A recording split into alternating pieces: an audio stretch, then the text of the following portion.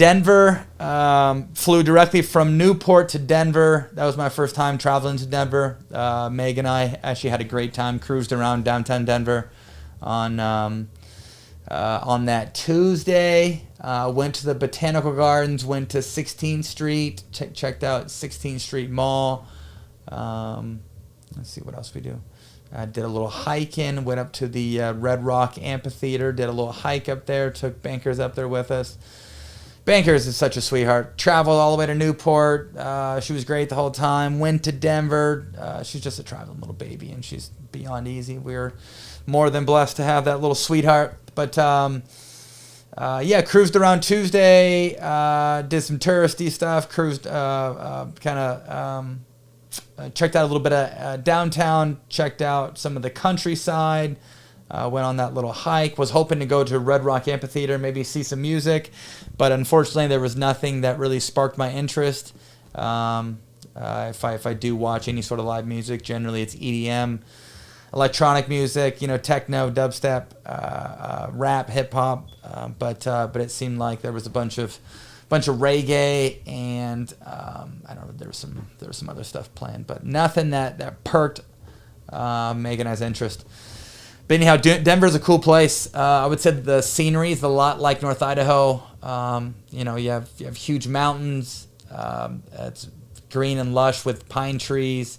There's beautiful lakes. Lots of outdoorsy stuff to do. Lots of hiking. So definitely, appreciated the time that we spent in Denver for the few days that we got to kind of check it out. Tournament started on Friday. I was actually surprised. I was surprised that the ball did not travel faster, or that the general pace of the play of pickleball wasn't much quicker with the altitude and the elevation. I believe the altitude or the elevation's like 6,500 feet. There in Denver. Yeah, the ball really didn't travel all that fast. I honestly think that when it's that hot, it was pretty hot over the weekend. So when it's that hot, or like when the Duraball is in temperatures of 90 plus degrees, I feel like it's really tough for you to kind of feel the altitude with the ball, or for the ball to travel fast with altitude when it's hot and mushy and the temperature's high, if you know what I mean. So I was actually expecting for much quicker pickleball, but it wasn't all that fast. It was fairly hot over the weekend, so the ball was fairly mashy. But let's see, what did we do Friday? Friday was singles. I had a good showing. Ended up beating Deckel in 3. Almost blew it. Had like 6 or 7 forehands that I missed in a row. I was up 10-6 game 3. Almost choked my life away. Ended up pulling it out 1-12-10. Played Ben in the winner's bracket final. It was somewhat close. It was like 6-7. And then played him again in the final. Final. Played Deckel in the bronze. Beat Deckel pretty handily in the bronze. Lost to Ben again in 2 in the finals. What the real story was that it wasn't the men's singles. It was the women's singles. Leah Jansen, the girl's a beast, and I think there's a lot of people out there that have a whole new appreciation for Miss Jansen and have probably a whole new level of respect for that chick after seeing her blow some chunks and swallow it down and act like a savage as she played Callie in the finals. Just so all the viewers know, she had altitude sickness. She ended up losing to Callie, I think in the winner's bracket final, got like lost in 2. Callie beat her up, and then Leah came around. Played Callie again in the finals, beat her in 3. Game 2, I was coaching her, or Kyle McKenzie and I were kind of helping her out on the sideline, and she told us game 2 that she was feeling some altitude sickness, and we tried to get her through it. And she was sick in game 2. She was sick in game 3.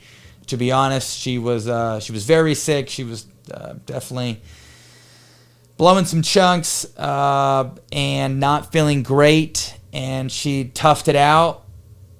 She ended up winning game 3. She took her injury timeout, or she took her medical timeout before the game of 15.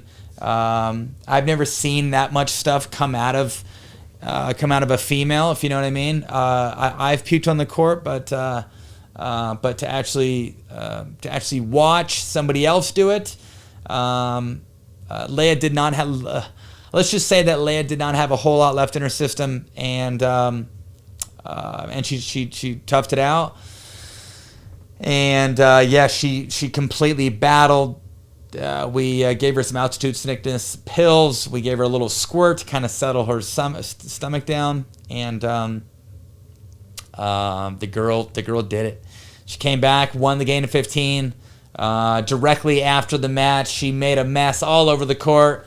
But after doing what she did, she could do whatever she wanted in that situation. If you know what I mean, you have to be one tough, special person to be able to swallow that stuff down, and to be able to sustain a level at the highest level in women's singles, and to be able to perform like she did and beat Callie. Comes to show that she's one pretty tough chick. So super excited for her, and was extremely proud of her. Let's see here. Women's doubles. We had a new women's doubles winner. Jessie and Catherine played extremely well. That was their first breakthrough, and so it was good. It's good to see different people win. I mean, gosh, the results with women's doubles and women's singles for a while, and men's doubles and men's singles and mixed. Usually, at the end of the day, there's always one winner. But as we've seen over the last 3 years, it's been very consistent on the men's side and on the women's side. So, as with most of the viewers that watch the PPA events or that watch pickleball in general, at the end of the day, it's nice to see different people win, and it comes to show that the level is getting better and that the game is only progressing. So kudos to Jessie and Catherine. They played extremely well. Talk about some upside. Jessie Irvine over the last couple weeks has shown that she belongs at the top. So kudos to her. Simone and Lucy played great. But as we saw, Catherine and Jessie just had a bit more. Let's see here. Our girl Leia Jansen and Lauren Stratman took bronze in women's doubles at the PPA Denver. Lauren Stratman, actually, wild story. She played she played APP New Jersey, and she played Thursday, Friday, Saturday, and then flies to Denver Saturday night, late Saturday night, and then plays with Leia in women's doubles on Sunday. Rob Nunnery did the same exact thing and played with AJ Kohler, and it was kind of funny. I was looking at the draw in the morning of men's doubles Sunday morning, and I'm pretty sure Rob was like in our quarter. Rob and AJ were, and I'm pretty sure Rob, just played New Jersey. I'm almost certain there's no way he's going to be flying back. And right when I get to the venue, the first person I see is Rob Nunnery. And I asked him, dude, how was that flight?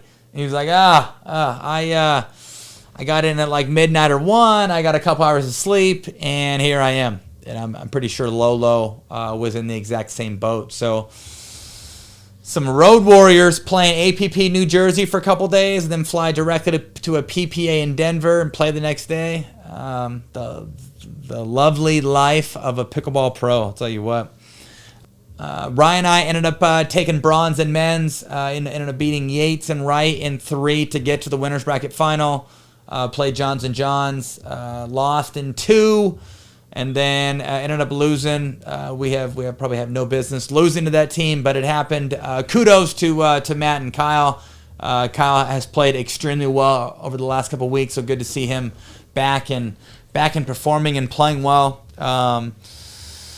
But that team played well against us. Ended up taking silver. Lost to the Johns boys in the finals. In mixed doubles, I ended up playing with Callie Smith.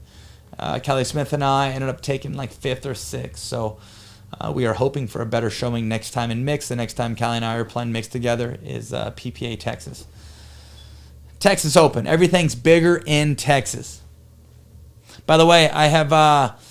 I'm on a solo mission today. There's no Mackenzie here. I'm gonna be having him on episode 21. Episode 20 is going to have Leia Jansen, and episode 21 is going to have Kyle McKenzie back as my co-host, back doing his thing.